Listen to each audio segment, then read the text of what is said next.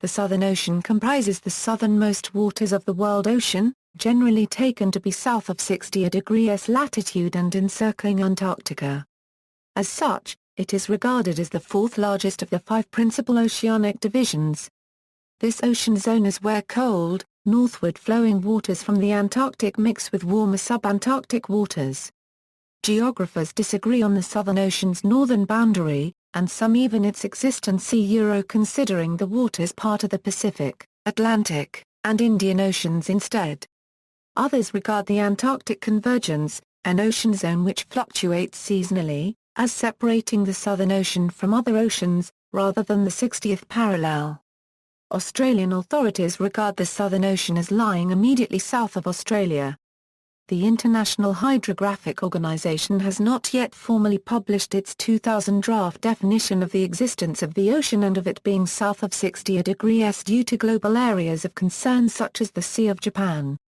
Its last formally published definition of oceans dates from 1953. This omits the Southern Ocean term, leaving hydrographic officers who use the term to decide their own northern limits.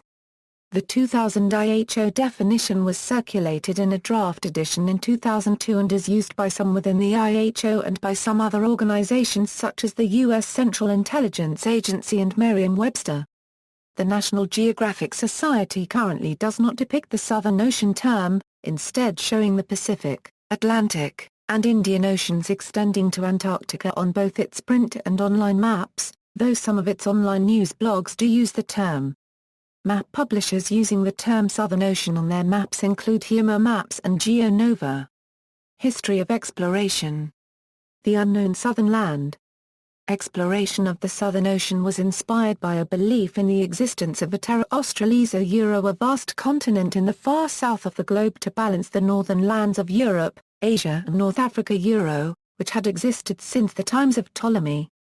The doubling of the Cape of Good Hope in 1487 by Bartholomew Diaz first brought explorers within touch of the Antarctic cold, and proved that there was an ocean separating Africa from any Antarctic land that might exist. Ferdinand Magellan, who passed through the Strait of Magellan in 1520, assumed that the islands of Tierra del Fuego to the south were an extension of this unknown southern land. In 1564, Abraham Ortelius published his first map, Typus Orbis Terrarum, an 8-leaved wall map of the world, on which he identified the Regio Patalis with local as a northward extension of the Terra Australis, reaching as far as New Guinea. European geographers continued to connect the coast of Tierra del Fuego with the coast of New Guinea on their globes, and allowing their imaginations to run riot in the vast unknown spaces of the South Atlantic, South Indian and Pacific Oceans, they sketched the outlines of the Terra Australis Incognita, a vast continent stretching in parts into the tropics. The search for this great Southland or Third World was a leading motive of explorers in the 16th and the early part of the 17th centuries. The Spaniard Gabriel de Castilla, who claimed having sighted snow-covered mountains beyond the 64 degrees in 1603, is recognized as the first explorer that discovered the continent of Antarctica, although he was ignored in his time. Quirá Cubed in 1606 took possession for the King of Spain all of the lands he had discovered in Australia del Espiritu Santo and those he would discover even to the pole. Francis Drake, like Spanish explorers before him, had speculated that there might be an open channel south of Tierra del Fuego. Indeed, when Schouten and Lemaire discovered the southern extremity of Tierra del Fuego and named it Cape Horn in 1615, they proved that the Tierra del Fuego archipelago was of small extent and not connected to the southern land. Subsequently, in 1642, Tasman showed that even New Holland was separated by sea from any continuous southern continent. South of the Antarctic Convergence. The visit to South Georgia by Anthony de la Rocha, copyright in 1675, was the first ever discovery of land south of the Antarctic Convergence, that is in the Southern Ocean/Antarctic. Soon after, the voyage cartographers started to depict a Rocha copyright Islander unregistered trademark, honoring the discoverer. James Cook was aware of La Rocha copyright's discovery when surveying and mapping the island in 1775. Edmund Halley's voyage in HMS Paramir for magnetic investigations in the South Atlantic met the pack ice in 52 degrees in January 1700, but that latitude was his farthest south. A determined effort on the part of the French naval officer Jean-Baptiste Charles Bouvet de Lozier to discover the Southland described by a half-legendary Sieur de Gonneville resulted in the discovery of Bouvet Island in 54°10 S, and in the navigation of 48° of longitude of ice-cumbered sea nearly in 55° S in 1730. In 1771, Yves-Joseph Kerguelen sailed from France with instructions to proceed south from Mauritius in search of a very large continent. He lighted upon a land in 50° S which he called South France, and believed to be the central mass of the southern continent. He was sent out again to complete the exploration of the new land, and found it to be only an inhospitable island which he renamed the Isle of Desolation, but which was ultimately named after him. South of the Antarctic Circle. The obsession of the undiscovered continent culminated in the brain of Alexander Dalrymple, the brilliant and erratic hydrographer who was nominated by the Royal Society to command the Transit of Venus expedition to Tahiti in 1769. The command of the expedition was given by the Admiralty to Captain James Cook.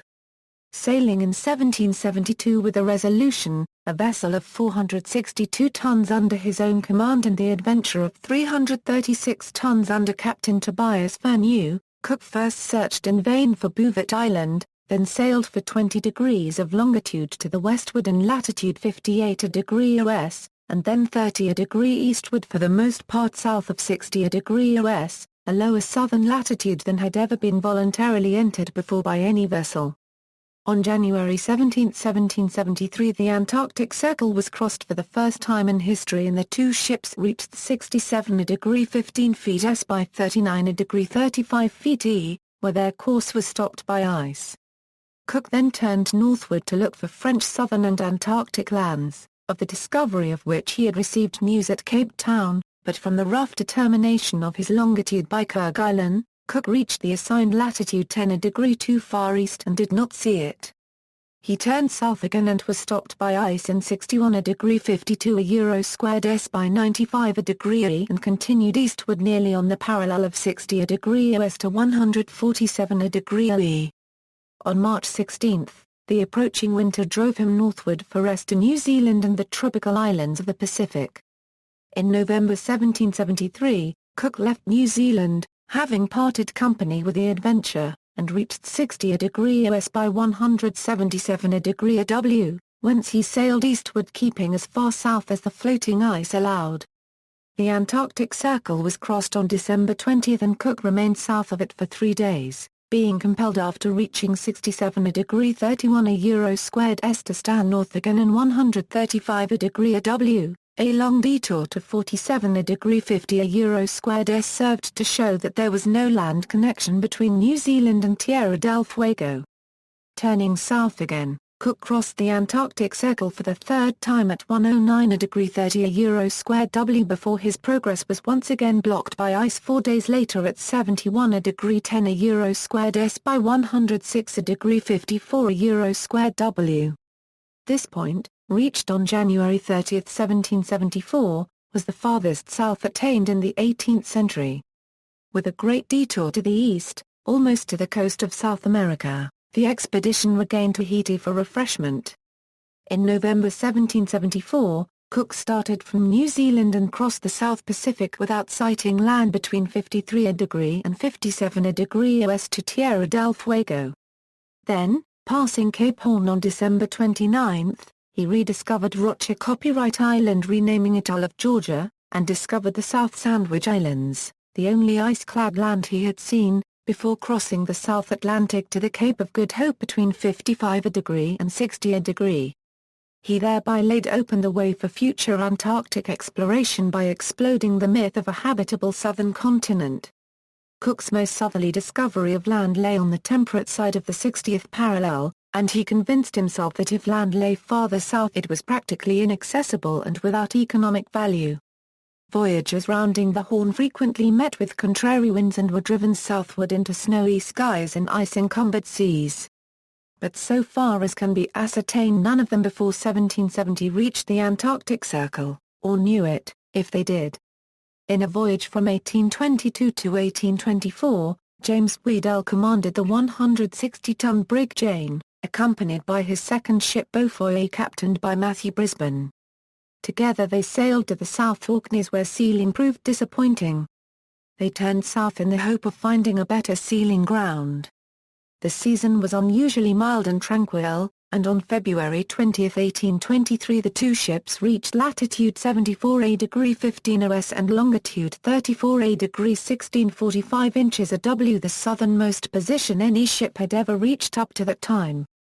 A few icebergs were sighted but there was still no sight of land, leading Weddell to theorize that the sea continued as far as the South Pole. Another 2 days' sailing would have brought him to Coates Land but Weddell decided to turn back.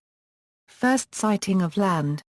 The first land south of the parallel 60° south latitude was discovered by the Englishman William Smith, who sighted Livingston Island on February 19, 1819. A few months later Smith returned to explore the other islands of the South Shetlands archipelago, landed on King George Island, and claimed the new territories for Britain. In the meantime, the Spanish Navy ship San Telmo sank in September 1819 when trying to cross Cape Horn. Parts of her wreckage were found months later by sealers on the north coast of Livingston Island. It is unknown if some survivor managed to be the first to set foot on these Antarctic islands. The first confirmed sighting of mainland Antarctica cannot be accurately attributed to one single person. It can, however, be narrowed down to 3 individuals. According to various sources, 3 men all sighted the ice shelf or the continent within days or months of each other: von Bellingshausen, a captain in the Russian Imperial Navy; Edward Bransfield, a captain in the British Navy; and Nathaniel Palmer, an American sealer out of Stonington, Connecticut. It is certain that the expedition, led by von Bellingshausen and Lazarev on the ships Vostok and Mni, reached a point within 32 km from Princess Martha Coast and recorded the sight of an ice shelf at 69°21' euro squared 28 euro cubed s2 14 euro squared 50 euro cubed w that became known as the Fimbul Ice Shelf. On January 30, 1820, Bransfield sighted Trinity Peninsula, the northernmost point of the Antarctic mainland, while Palmer sighted the mainland in the area south of Trinity Peninsula in November 1820. Von Bellingshausen's expedition also discovered Peter I Island and Alexander I Island, the first islands to be discovered south of the Circle. Antarctic expeditions. In December 1839, as part of the United States Exploring Expedition of 1838 Euro 42 conducted by the United States Navy, an expedition sailed from Sydney, Australia, on the sloops of war Ursa Vincennes and Ursa Peacock, the brig Ursa Porpoise, the full-rigged ship Relief, and 2 schooners Seagull and Ursa Flying Fish. They sailed into the Antarctic Ocean, as it was then known, and reported the discovery of an Antarctic continent west of the Baldwin Islands on January 25, 1840. That part of Antarctica was later named Wilkes Land, a name it maintains to this day. Explorer James Clark Ross passed through what is now known as the Ross Sea and discovered Ross Island in 1841. He sailed along a huge wall of ice that was later named the Ross Ice Shelf. Mount Erebus and Mount Terror are named after 2 ships from his expedition, HMS Erebus and Terror. The Imperial Trans-Antarctic Expedition of 1914, led by Ernest Shackleton, set out to cross the continent via the pole, but their ship, the Endurance, was trapped and crushed by pack ice before they even landed. The expedition members survived after an epic journey on sledges over pack ice to Elephant Island. Then Shackleton and 5 others crossed the Southern Ocean, in an open boat called James Caird, and then trekked over South Georgia to raise the alarm at the whaling station Grytviken. In 1946, U.S. Navy Rear Admiral Richard Evelyn Byrd and more than 4,700 military personnel visited the Antarctic in an expedition called Operation Hig Jump.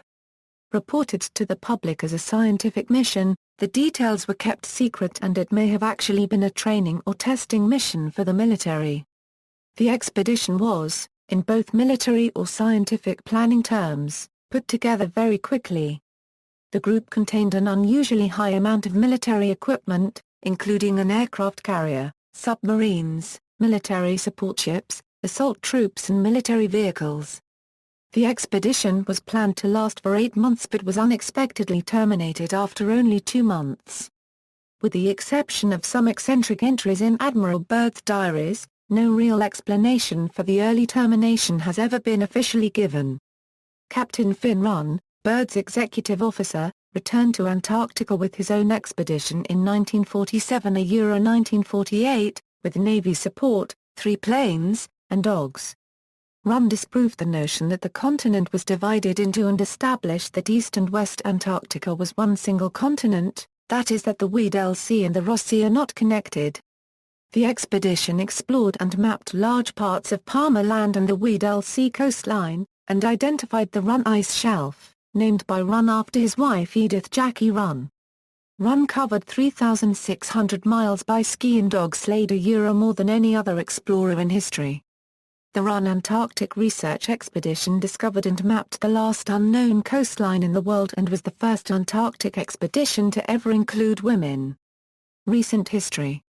The Antarctic Treaty was signed on December 1, 1959 and came into force on June 23, 1961. Among other provisions, this treaty limits military activity in the Antarctic to the support of scientific research. The first person to sail single-handed to Antarctica was the New Zealander David Henry Lewis, in 1972, in a 10-meter steel sloop Icebird. A baby, named Emilio Marcos de Palma, was born near Hope Bay on January 7, 1978, becoming the first baby born on the continent. He also was born further south than anyone in history. The Mars Explorer was a cruise ship operated by the Swedish explorer Lars-Erik Lindblad. Observers point to the explorer's 1969 expeditionary cruise to Antarctica as the front-runner for today's sea-based tourism in that region. The Explorer was the first cruise ship used specifically to sail the icy waters of the Antarctic Ocean and the first to sink there when she struck an unidentified submerged object on November 23, 2007, reported to be ice, which caused a 10 by 4 inches gash in the hull. The Explorer was abandoned in the early hours of November 23, 2007 after taking on water near the South Shetland Islands in the Southern Ocean, an area which is usually stormy but was calm at the time. The Explorer was confirmed by the Chilean Navy to have sunk at approximately position 62°24' south, 57°16' west, in roughly 600 am of water. The shrinking Southern Ocean. By way of his 1770s voyages, Captain James Cook proved that waters encompassed the southern latitudes of the globe. Since then, Southern Ocean waters have been variously known as the Great Southern Ocean, Antarctic Ocean, Southern Icy Ocean, Grand Ocean, South Polar Ocean, Austral Ocean, or as components of the Atlantic, Indian, and Pacific Oceans. It was not until the International Hydrographic Bureau, which later became the International Hydrographic Organization, convened the first international conference on July 24, 1919 that borders and names for oceans and seas were internationally agreed. The IHO then published these in the publication Limits of Oceans and Seas, the first edition being 1928. Since the first edition, the limits of the Southern Ocean has moved progressively southwards, including a period between 1953 and 2002 when it was omitted from the publication and left to local hydrographic offices to determine their own limits. 1834 Delineation of the colony of South Australia. In 1834, the colony of South Australia was empowered by an Act of the Parliament of the United Kingdom, becoming the only colony in the world to have a coastal border exclusively delineated by the Southern Ocean. Antarctica, by comparison, has never been colonized and its coast delineates the southern boundary of the Southern Ocean. The South Australia Colonisation Act 1834 was an act to empower His Majesty to erect South Australia into a British province or provinces and to provide for the colonisation and government thereof. It provided for the settlement of a province or multiple provinces on the lands between 132 degrees east and 141 degrees of east longitude, and between the Southern Ocean and 26 degrees south latitude, including the islands, bays and gulfs adjacent to the coastline. The Act was put into effect on August 15, 1834. 1928 Delineation. In the 1928 first edition of Limits of Oceans and Seas, the Southern Ocean was delineated by land-based limits, the continent of Antarctic to the south, and the continents of South America, Africa, and Australia plus Broughton Island, New Zealand, in the north. The detailed land limits used were from Cape Horn in South America eastwards to Cape Agulhas in Africa, then further eastwards to the southern coast of mainland Australia to Cape Liaon, Western Australia. From Cape Liaon, the limit then followed eastwards along the coast of mainland Australia to Cape Otway, Victoria, then southwards across Bass Strait to Cape Wickham, King Island, along the west coast of King Island, then the remainder of the way south across Bass Strait to Cape Grim, Tasmania. The limit then followed the west coast of Tasmania southwards to the southeast Cape and then went eastwards to Broughton Island, New Zealand, before returning to Cape Horn.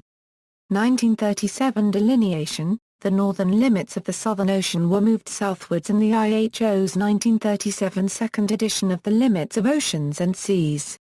From this edition, much of the ocean's northern limits ceased to abut land masses.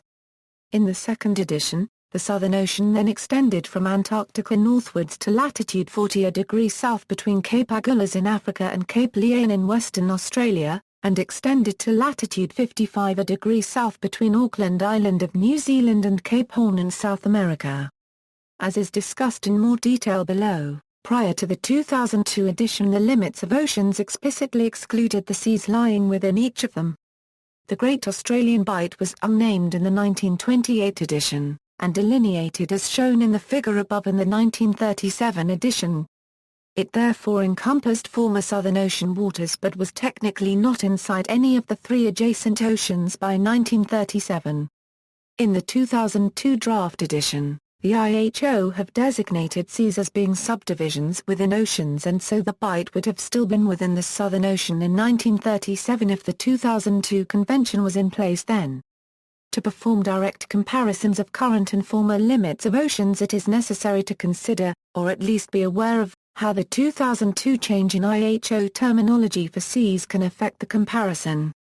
1953 delineation. The Southern Ocean did not appear in the 1953 third edition, and a note in the publication read.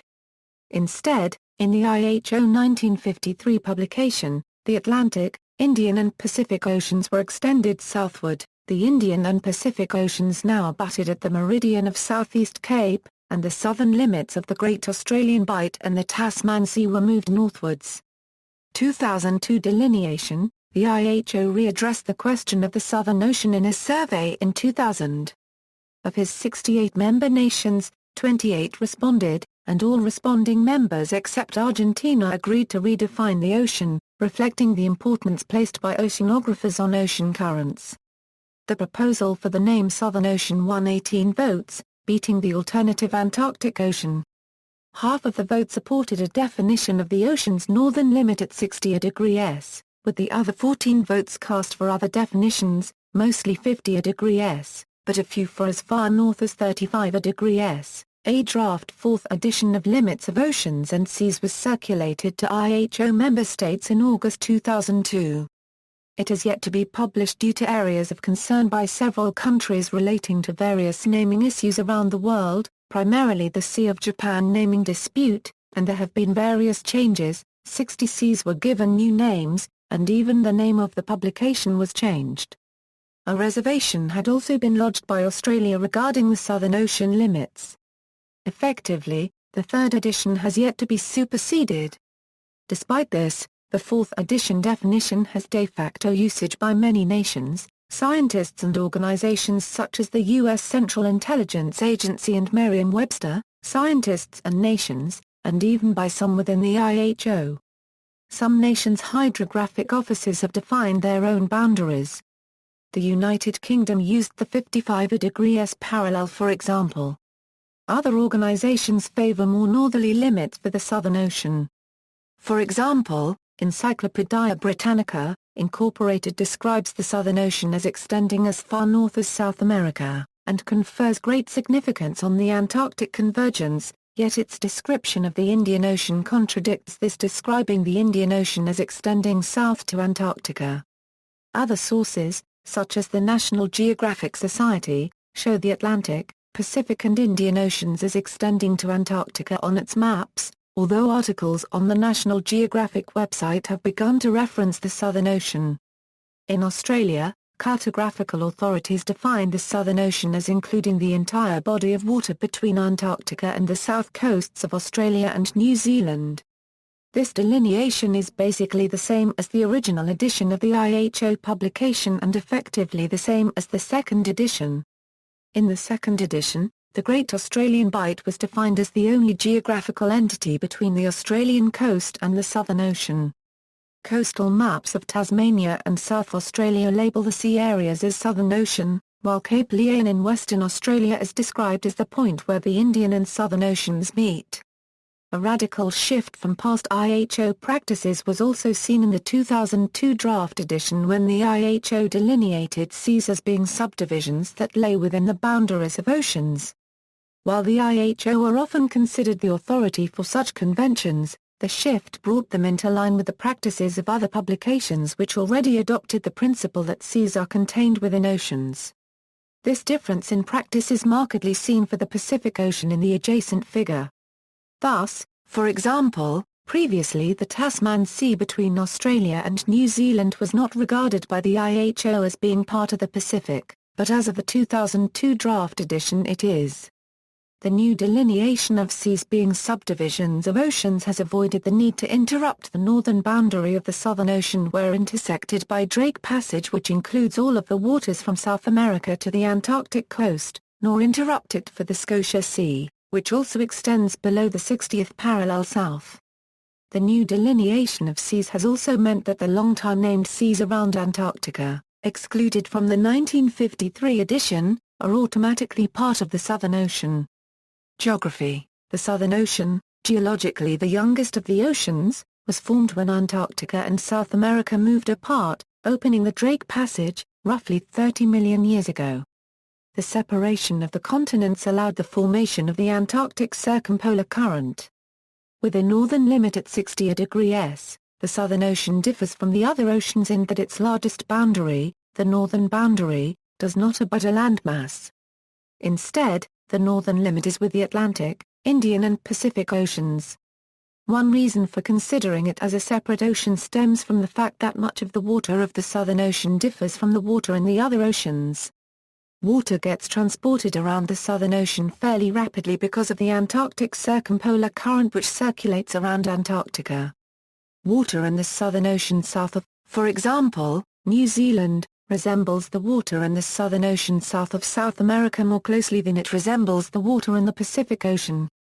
The Southern Ocean has typical depths of between 4,000 and 5,000 m over most of its extent with only limited areas of shallow water. The Southern Ocean's greatest depth of 7,236 am occurs at the southern end of the South Sandwich Trench, at 68° 2000, 024° W. The Antarctic continental shelf appears generally narrow and unusually deep, its edge lying at depths up to 800 am, compared to a global mean of 133 am. Equinox to equinox in line with the Sun's seasonal influence, the Antarctic icepack fluctuates from an average minimum of 2.6 million square kilometers in March to about 18.8 million square kilometers in September, more than a seven-fold increase in area. Subdivisions of the Southern Ocean. Subdivisions of oceans are geographical features such as seas, straits, bays, channels and gulfs. There are many recognized subdivisions of the Southern Ocean defined in the 2002 draft 4th edition of the IHO publication Limits of Oceans and Seas. In clockwise order these include the Weddell Sea, the Lazarev Sea, the Rizal-Larsen Sea, the Cosmonaut Sea, the Cooperation Sea, the Davis Sea, Trioceanikovo Gulf, the Mawson Sea, the Dumont-D'Urville Sea, the Somov Sea, the Ross Sea, McMurdo Sound, the Amundsen Sea, the Bellingshausen Sea, part of the Drake Passage, Bransfield Strait and part of the Scotia Sea. Natural resources. The Southern Ocean probably contains large, and possibly giant, oil and gas fields on the continental margin. Placer deposits, accumulation of valuable minerals such as gold, formed by gravity separation during sedimentary processes are also expected to exist in the Southern Ocean. Manganese nodules are expected to exist in the Southern Ocean. Manganese nodules are rock concretions on the sea bottom formed of concentric layers of iron and manganese hydroxides around a core. The core may be microscopically small and is sometimes completely transformed into manganese minerals by crystallization. Interest in the potential exploitation of polymetallic nodules generated a great deal of activity among prospective mining consortia in the 1960s and 1970s. The icebergs that form each year around in the Southern Ocean hold enough fresh water to meet the needs of every person on Earth for several months. For several decades there have been proposals, none yet to be feasible or successful, to tow Southern Ocean icebergs to more arid northern regions where they can be harvested. Natural hazards: icebergs can occur at any time of year throughout the ocean. Some may have drafts up to several hundred meters. Smaller icebergs, iceberg fragments and sea ice also pose problems for ships. The deep continental shelf is a floor of glacial deposits varying widely over short distances. Sailors know latitudes from 40 to 70 degrees south as the roaring 40s, furious 50s, and shrieking 60s due to high winds and large waves that form as winds blow around the entire globe unimpeded by any land mass. Icebergs, especially in May to October, makes the area even more dangerous. The remoteness of the region makes sources of search and rescue scarce. Physical oceanography. Antarctic Circumpolar Current and Antarctic Convergence. The Antarctic Circumpolar Current moves perpetually eastward, chasing and joining itself, and at 21,000 km in length it comprises the world's longest ocean current, transporting 130 million cubic meters per second of water, 100 times the flow of all the world's rivers. Several processes operate along the coast of Antarctica to produce, in the Southern Ocean, types of water masses not produced elsewhere in the oceans of the Southern Hemisphere. One of these is the Antarctic bottom water, a very cold, highly saline, dense water that forms under sea ice. Associated with the circumpolar current is the Antarctic Convergence encircling Antarctica, where cold northward flowing Antarctic waters meet the relatively warmer waters of the subantarctic. Antarctic waters predominantly sink beneath subantarctic waters, while associated zones of mixing and upwelling create a zone very high in nutrients. These nurture high levels of phytoplankton with associated copepods and Antarctic krill, and resultant food chains supporting fish, whales, seals, penguins, albatrosses and a wealth of other species. The Antarctic Convergence is considered to be the best natural definition of the northern extent of the Southern Ocean. Upwelling. Large-scale upwelling is found in the Southern Ocean. Strong westerly winds blow around Antarctica, driving a significant flow of water northwards. This is actually a type of coastal upwelling.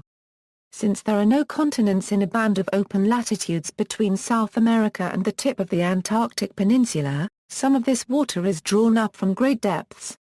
In many numerical models and observational syntheses, the Southern Ocean upwelling represents the primary means by which deep dense water is brought to the surface.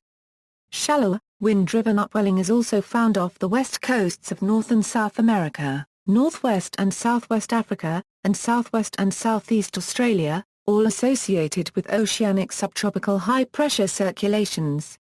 Some models of the ocean's circulation suggest that broad-scale upwelling occurs in the tropics, as pressure-driven flows converge water towards the low latitudes where it is diffusively warmed from above. The required diffusion coefficients, however, appear to be larger than are observed in the real ocean. Nonetheless, some diffusive upwelling does probably occur. Ross and Weddell gyres. The Ross Gyre and Weddell Gyre are two gyres that exist within the Southern Ocean. The gyres are located in the Ross Sea and Weddell Sea respectively, and both rotate clockwise. The gyres are formed by interactions between the Antarctic Circumpolar Current and the Antarctic continental shelf. Sea ice has been noted to persist in the central area of the Ross Gyre. There is some evidence that global warming has resulted in some decrease of the salinity of the waters of the Ross Gyre since the 1950s.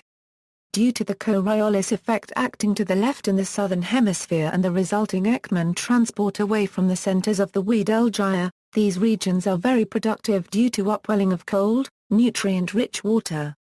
Climate. Sea temperatures vary from about a 2 to 10 degrees Celsius.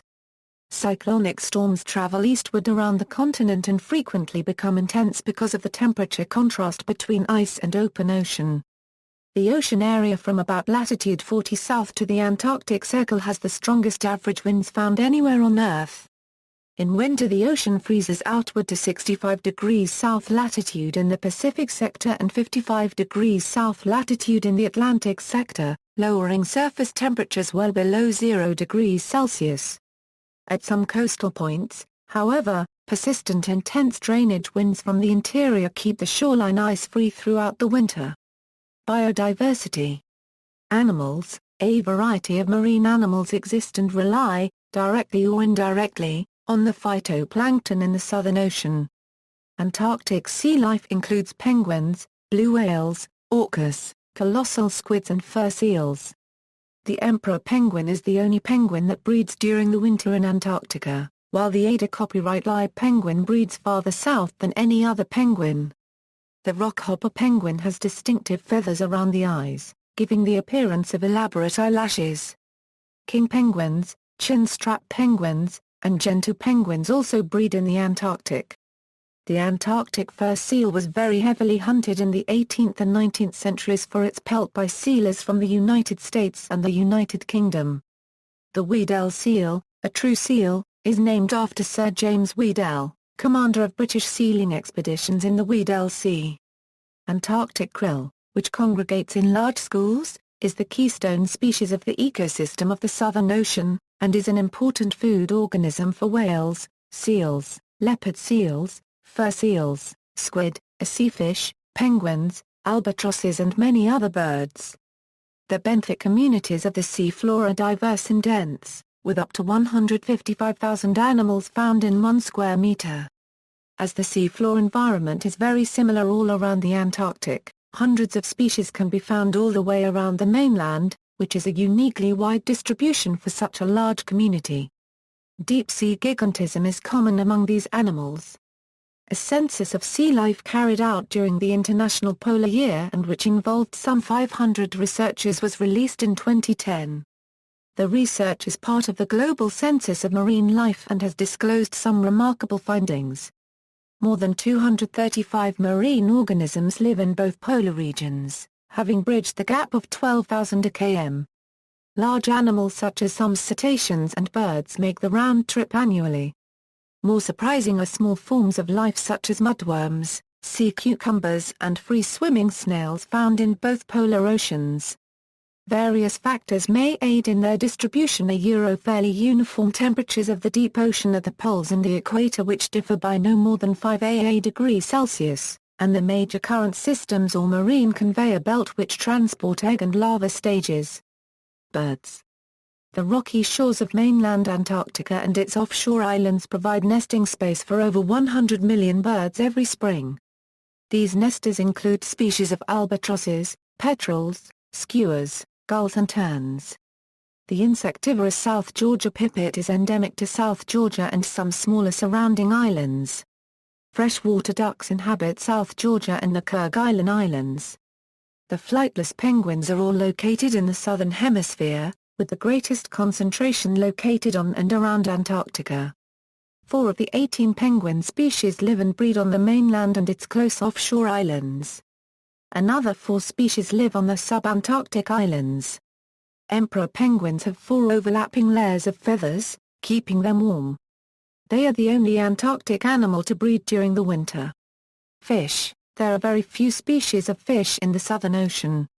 The Chronology family, also known as white-blooded fish, are only found in the Southern Ocean. They lack hemoglobin in their blood, resulting in their blood being colorless. One Chronology species, the mackerel a sea fish, was once the most common fish in coastal waters less than 400 meters deep, but was overfished in the 1970s and 1980s. Schools of a sea fish spend the day at the seafloor and the night higher in the water column eating plankton and smaller fish. There are 2 species from the Disostachus genus, the Antarctic toothfish and the Patagonian toothfish. These 2 species live on the seafloor 100 meters-3,000 meters deep, and can grow to around 2 meters long, weighing up to 100 kilograms, living up to 45 years. The Antarctic toothfish lives close to the Antarctic mainland, whereas the Patagonian toothfish lives in the relatively warmer subantarctic waters. Due to the low water temperatures around the mainland, the Antarctic toothfish has antifreeze proteins in its blood and tissues. Toothfish are commercially fished, and illegal overfishing has reduced toothfish populations. Another abundant fish group is the Notophenia genus, which like the Antarctic toothfish have antifreeze in their bodies. Mammals. 7 pinniped species inhabit Antarctica. The largest, the elephant seal, can reach up to 4,000 kilograms, while females of the smallest, the Antarctic fur seal, reach only 150 kilograms. These two species live north of the sea ice, and breed in harems on beaches. The other 4 species can live on the sea ice. Crab-eater seals and Weddell seals form breeding colonies, whereas leopard seals and Ross seals live solitary lives. Although these species hunt underwater, they breed on land or ice and spend a great deal of time there, as they have no terrestrial predators. The 4 species that inhabit sea ice are thought to make up 50% of the total biomass of the world's seals. Crab-eater seals have a population of around 15 million, making them one of the most numerous large animals on the planet. The New Zealand sea lion, one of the rarest and most localized pinnipeds, breeds almost exclusively on the subantarctic Auckland Islands, although historically it had a wider range. Out of all permanent mammalian residents, the Weddell seals live the furthest south. There are 10 cetacean species found in the Southern Ocean. 6 baleen whales, and 4 toothed whales. The largest of these, the blue whale, grows to 24 meters long, weighing 84 tons. Many of these species are migratory, and travel to tropical waters during the Antarctic winter. Arthropods, 5 species of krill, small free-swimming crustaceans, are found in the Southern Ocean. The Antarctic krill is one of the most abundant animal species on Earth, with a biomass of around 500 million tons. Each individual is 6 centimeters long and weighs over 1 gram. The swarms that form can stretch for kilometers, with up to 30,000 individuals per 1 cubic meter, turning the water red. Swarms usually remain in deep water during the day, ascending during the night to feed on plankton. Many larger animals depend on krill for their own survival. During the winter, when food is scarce, adult Antarctic krill can revert to a smaller juvenile stage, using their own body as nutrition. Many benthic crustaceans have a non-seasonal breeding cycle, and some raise their young in a brood pouch. Glyptornotus antarcticus is an unusually large benthic isopod, reaching 20 centimeters in length, weighing 70 grams. Amphipods are abundant in soft sediments, eating a range of items, from algae to other animals. Slow-moving sea spiders are common, sometimes growing as large as a human hand. They feed on the corals, sponges, and bryozoans that litter the seabed. Invertebrates, many aquatic mollusks are present in Antarctica.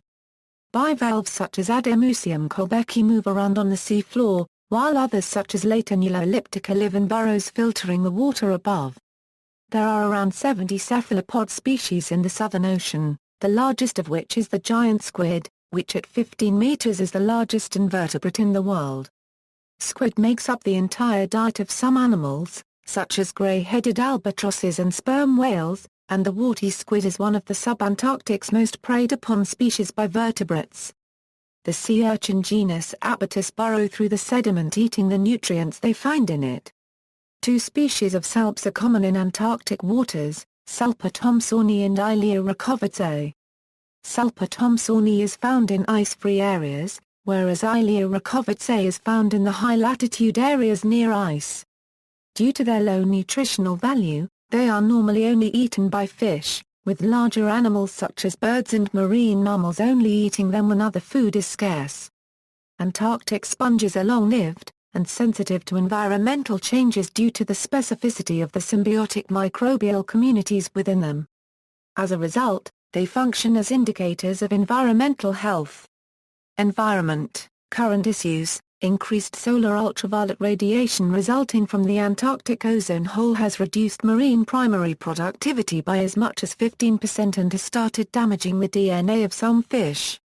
Illegal, unreported, and unregulated fishing, especially the landing of an estimated 5 to 6 times more Patagonian toothfish than the regulated fishery, likely affects the sustainability of the stock.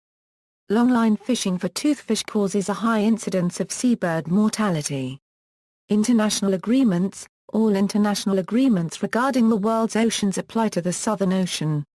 In addition, it is subject to these agreements specific to the region. The Southern Ocean Whale Sanctuary of the International Whaling Commission prohibits commercial whaling south of 40 degrees south. Japan regularly does not recognize this provision, because the sanctuary violates IWC Charter. Since the scope of the sanctuary is limited to commercial whaling, in regard to its whaling permit and whaling for scientific research, a Japanese fleet carried out an annual whale hunt in the region. On March 31, 2014, the International Court of Justice ruled that Japan's whaling program, which Japan has long claimed is for scientific purposes, was a cloak for commercial whaling, and no further permits would be granted. Convention for the Conservation of Antarctic Seals is part of the Antarctic Treaty System. It was signed at the conclusion of a multilateral conference in London on February 11, 1972. Convention for the Conservation of Antarctic Marine Living Resources is part of the Antarctic Treaty System. The convention was entered into force on April 7, 1982 and has its goal is to preserve marine life and environmental integrity in and near Antarctica. It was established in large part to concerns that an increase in krill catches in the Southern Ocean could have a serious impact on populations of other marine life which are dependent upon krill for food. Many nations prohibit the exploration for and the exploitation of mineral resources south of the fluctuating Antarctic Convergence, which lies in the middle of the Antarctic circumpolar current and serves as the dividing line between the very cold polar surface waters to the south and the warmer waters to the north. The Antarctic Treaty covers the portion of the globe south of 60 degrees south. It prohibits new claims to Antarctica. The Convention for the Conservation of Antarctic Marine Living Resources applies to the area south of 60 degrees south latitude as well as the areas further north up to the limit of the Antarctic Convergence. Economy. Between 1 July 1998 and 30 June 1999, fisheries landed 119,898 tons, of which 85% consisted of krill and 14% of Patagonian toothfish. International agreements came into force in late 1999 to reduce illegal, unreported, and unregulated fishing, which in the 1998-99 season landed 5 to 6 times more Patagonian toothfish than the regulated fishery. Ports and harbors. Major operational ports include Rovera Station, Palmer Station, Villa Las Estrellas, Esperanza Base, Mawson Station, McMurdo Station, and offshore anchorages in Antarctica. Few ports or harbors exist on the southern coast of the Southern Ocean, since ice conditions limit use of most shores to short periods in midsummer. Even then some require icebreaker escort for access. Most Antarctic ports are operated by government research stations and, except in an emergency, remain closed to commercial or private vessels. Vessels in any port south of 60 degrees south are subject to inspection by Antarctic Treaty observers. The Southern Ocean's southernmost port operates at McMurdo Station at 77 degree 50 euro squared s 166 degree 40 euro squared e. Winter Quarters Bay forms a small harbour, on the southern tip of Ross Island where a floating ice pier makes port operations possible in summer. Operation Deep Freeze personnel constructed the first ice pier at McMurdo in 1973. Based on the original 1928 IHO delineation of the Southern Ocean, Australian ports and harbours between Cape Leon and Cape Otway on the Australian mainland and along the west coast of Tasmania would also be identified as ports and harbours existing in the Southern Ocean. These would include the larger ports and harbours of Albany, Thevenard, Port Lincoln, Yolla, Port Augusta, Port Adelaide, Portland, Warrnambool, and Macquarie Harbour. See also: Antarctic, Ernest Shackleton, Extreme Points of the Antarctic, Roaring Forties, 7 seas, subantarctic, borders of the oceans, notes. References. Further reading, Gill, Sarah T. 2002. Warming of the Southern Ocean Since the 1950s Abstract, article. Science, Volume 295, pp. 1275–1277. Descriptive Regional Oceanography, P. Chernia, Pergamon Press, 1980. Matthias Tomzak and J. Stewart Godfrey 2003. Regional Oceanography, An Introduction. External links, Oceanography Image of the Day, from the Woods Hole Oceanographic Institution, the CIA World Factbooks entry on the Southern Ocean, the Fifth Ocean from geography.about.com, the International Bathymetric Chart of the Southern Ocean National Geophysical Data Center, U.S. National Oceanic and Atmospheric Administration, Limits of Oceans and Seas, extant 1937–1953, with limits of Southern Ocean. NOAA In Situ Ocean Data Viewer Plot and Download Ocean Observations, NOAA FAQ about the number of oceans, Commission for the Conservation of Antarctic Marine Living Resources.